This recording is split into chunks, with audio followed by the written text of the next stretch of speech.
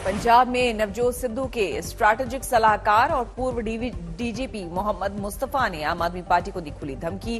कहा, मेरे जलसे के बगल में हुआ जलसा तो भुगतना होगा अंजाम। मोहम्मद मुस्तफा ने संघ पर की टिप्पणी। कहा, मैं आरएसएस का एजेंट नहीं हूं जो घर में घुसकर बैठ जाऊंगा। अगर अपनी पर आ गया तो घर में घुसकर मारूंगा। मैं आरएसएस का एजेंट नहीं हूं जो डर के घर में घुस जाऊंगा। अगर दोबारा इन्होंने ऐसी हरकत की, खुदा की कसम इनके घर में घुस के मारूंगा। चंडी सरकार में कैबिनेट मंत्री रजिया सुल्ताना के पति हैं मोहम्मद मुस्तफा। बीजेपी ने उनके बयान को सांप्रदायिक बताया। अमित मालवीय ने ट्वीट को दिया जवाब। अमित मालवीय ने मुस्तफा का बयान कोट करते हुए लिखा, अल्लाह की कसम मैं कौमी सिपाही हूं। अगर हिंदुओं को मेरे जलसे के बराबर इजाजत दी तो। संबित पात्रा ने किया सवाल। राहुल गांधी और कांग्रेस पार्टी बताया कि मोहम्मद मुस्तफा को मोहरा बनाकर पंजाब में वो कौन से हालात पैदा करना चाहते हैं।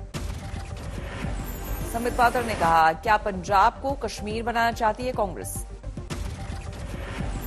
बीजेपी का कांग्रेस से सवाल, क्या पंजाब में पैदा करना चाहते हैं 80 के दशक जैसे हालात। बीजेपी ने किया सवाल, क्या पंजाब में सिर्फ एक विशेष कौम को जलसे का अधिकार। अकाली नेता विक्रम मजीठिया का दावा, आज चन्नी सरकार के बड़े घोटाले का करेंगे खुलासा। पश्चिमी यूपी में आज से प्रचार का आगाज करेंगे अमित शाह। कैराना, शामली, बागपत और मेरठ में कार्यक्रम। कैराना में शाह घर घर जाकर करेंगे संपर्क। पलायन पीड़ितों से भी मिलेंगे। 2:30 बजे से शाह का जनसंपर्क कार्यक्रम। शामली और बागपत में बीजेपी कार्यकर्ताओं से करेंगे मुलाकात। शाम को मेरठ जाएंगे गृह मंत्री। चुनिंदा प्रबुद्ध लोगों से होगी मुलाकात। चुनाव तारीखों के ऐलान के बाद शाह का पहला दौरा। पूरे यूपी में करेंगे तूफानी प्रचार। बीजेपी अध्यक्ष जेपी नड्डा भी आज यूपी के प्रचार दौरे पर दोपहर में बिजनौर पहुंचेंगे। नड्डा मुजफ्फरनगर के विधानसभा पदाधिकारियों के साथ करेंगे बैठक। गजरौला भी जाएंगे। मुख्यमंत्री योगी आदित्यनाथ भी आज वेस्टर्न यूपी में अलीगढ़ और बुलंदशहर का करेंगे दौरा।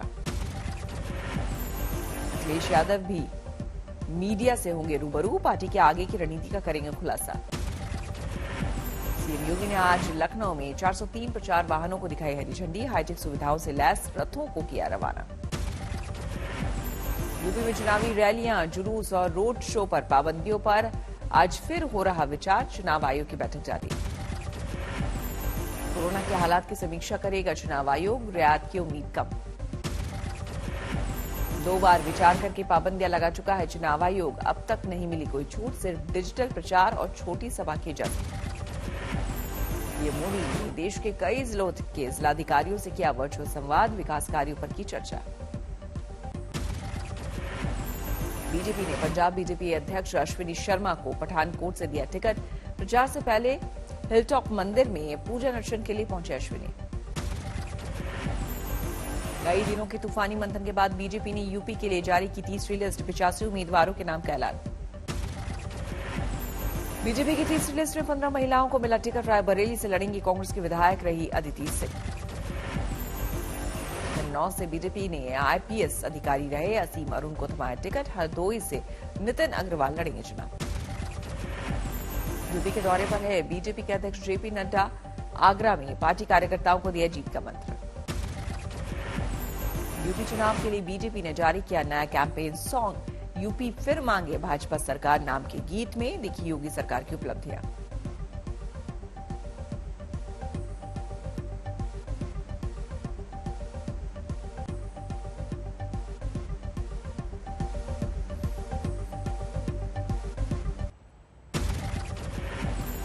पंजाब के लिए बीजेपी ने जारी की 34 उम्मीदवारों की पहली लिस्ट। सभी वर्गों के प्रतिनिधित्व का किया दावा। ਅਸੀਂ किसान भी दिते, ਅਸੀਂ डॉक्टर भी दिते, ਅਸੀਂ उद्योगपतियों ने भी दिती। आम आदमी पार्टी ने पंजाब में जारी की 4 उम्मीदवारों की लिस्ट।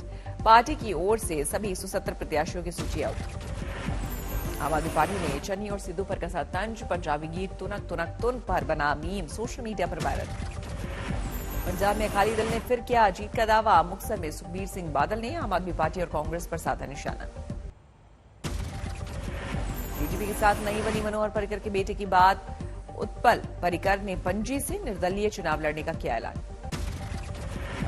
निर्दलीय लड़ने का ऐलान करने के बाद उत्पल पर्रिकर ने बीजेपी को सुनाई खरी खोटी। बोले पिता के मूल्यों की है लड़ाई। कांग्रेस में शामिल हुए उत्तराखंड के पूर्व मंत्री हरक सिंह रावत। हरीश रावत की मौजूदगी मिली पार्टी की सदस्यता। बीजेपी पर भड़के। एक गिलेरी की तरह एक छोटे कार्यकर्ता के रूप में मैं उत्तराखंड में भाजपा की विदाई करने में, कांग्रेस की सरकार लाने में जो भूमिका निभा सकता हूं उस भूमिका को मैं निभाऊंगा। हरक सिंह रावत की बहू अनुकृति भी कांग्रेस में शामिल। सूबे में बीजेपी की हार का किया दावा। मुंबई के तारदेव इलाके में बेहद दर्दनाक हादसा। 20 मंजिला इमारत में आग लगने से 6 लोगों की मौत। 20 मंजिला इमारत में आग लगने से 20 से ज्यादा लोग हुए घायल। अस्पताल में कराया गया भर्ती। दमकल की 13 गाड़ियों से आग पर काबू पाने की हुई कोशिश।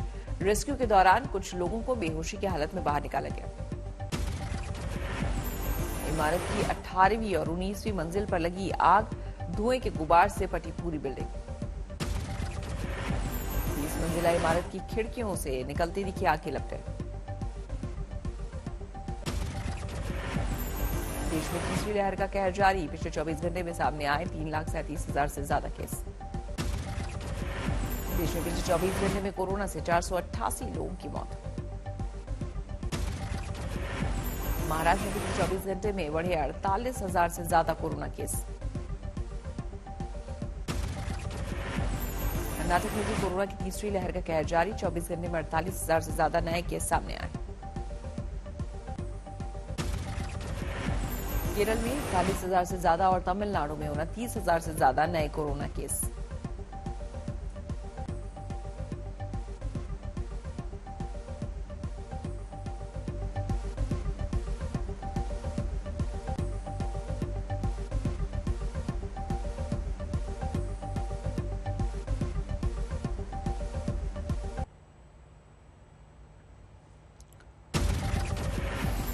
दिल्ली समेत एनसीआर में मौसम ने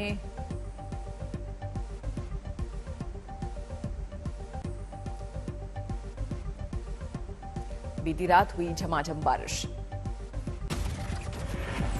दिल्ली में बारिश से बढ़ी सर्दी। ठंडी हवाओं ने लोगों को किया बेहाल। देश के तमाम हिस्से में घने कोहरे ने बढ़ाई रेल यात्रियों की मुसीबत। 2 से 5 घंटे की देरी से चल रही ज्यादातर ट्रेन। उत्तर प्रदेश में भी कोहरे का कोहरा। सुबह के 10 बजे तक 100 मीटर होती है विजिबिलिटी। यूपी में घने कोहरे की वजह से रेलगाड़ियों की आवाजाही पर असर। दर्जनों ट्रेन रद्द। जयपुर में भी आज हुई बारिश। सुबह विजिबिलिटी रही बेहद कम।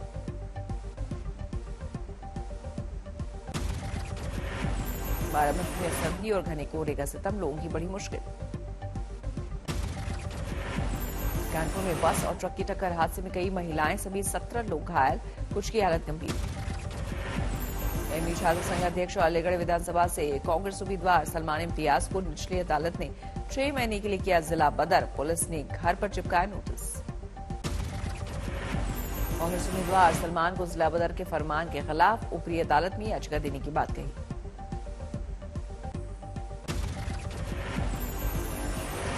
पटना में युवक के कत्ल की खबर निकली झूठी। बैलेंस बिगड़ने से खुद युवक गिरा था नाले में। दिन में 80 फीट गहरे कुएं से बरामद हुई 28 पेटी शराब। मिट्टी के नीचे दबा दी गई थी शराब। मुंबई में सोने की तस्करी में सूडानी नागरिक गिरफ्तार। पेस्ट की शक्ल में लाया था 75 लाख का सोना। औरंगाबाद में पत्थरों से मार मारकर युवक की नृशंस हत्या। आरोपी अब तक पकड़ से दूर। मुजफ्फरपुर में इंटरमीडिएट के छात्रों ने के लिए वैक्सीनेशन अनिवार्य। वैक्सीनेशन लगने के बाद ही मिलेगा एडमिट कार्ड। आंध्र प्रदेश में कोरोना के कहर के बीच सरकारी कर्मचारी नाराज। 7 फरवरी से करेंगे हड़ताल। धर्मशाला में बढ़ गए कोरोना केस। प्रशासन ने जारी किया अलर्ट। इंदौर में शराबी का ड्रामा। नशे में मोबाइल टावर पर चढ़ा। कई घंटे की मशक्कत के बाद उतारा। संगरूर में मलेर कोटला के कांग्रेस उम्मीदवार के पति का वीडियो वायरल, आम आदमी पार्टी वालों को पीटने की चेतावनी। कोटा की 3 साल की अलीजे के तुतलाती जुबान से गाए गए गाने की हिट, चंद दिनों में स्टार बनी बच्ची। माघ मेले में बदइंतजामी, गंगा के बढ़े पानी में डूबे टेंट। दिल्ली में कोरोना से लड़ने के लिए हाउसिंग सोसाइटी ने खुद किया इंतजाम, खुद का मेडिकल स्टोर और एम्बुलेंस तैयार किया। चोंग में सिपाही को अगवा करके बुरी तरह से मारपीट, 4 आरोपी गिरफ्तार। जेएनयू में छेड़छाड़, पीड़ित छात्रा के लिए इंसाफ की आवाज तेज, छात्रों ने एक्शन के लिए थाने पर किया प्रदर्शन।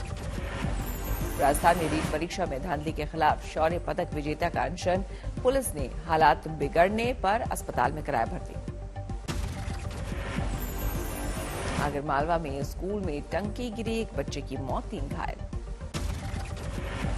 बाड़मेर में सरकारी कुएं में मिला कंकाल, अब तक नहीं हो पाई पहचान। इंदौर में स्पा सेंटर्स पर सख्ती, कराना होगा वेरिफिकेशन।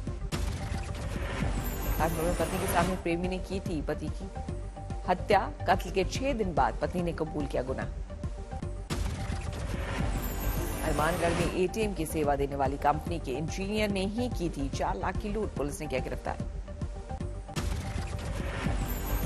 भारत को हराकर दक्षिण अफ्रीका ने वनडे सीरीज में बनाई 2-0 से अजय बढ़त, 7 विकेट से दर्ज की जीत। साउथ अफ्रीका के खिलाफ दूसरे वनडे में भारत ने टॉस जीतकर पहले ही बल्लेबाजी की, 6 विकेट खोकर बनाए थे 287 रन। साउथ अफ्रीका के खिलाफ दूसरे वनडे में ऋषभ पंत ने बनाए 85 रन, कप्तान के राहुल ने ठोके 55 रन। टी20 वर्ल्ड कप का शेड्यूल जारी, 16 अक्टूबर से होगी शुरुआत, 13 नवंबर को मेलबर्न में होगा फाइनल। पाकिस्तान से होगा भारत का पहला मुकाबला, 23 अक्टूबर को मेलबर्न में खेला जाएगा मैच।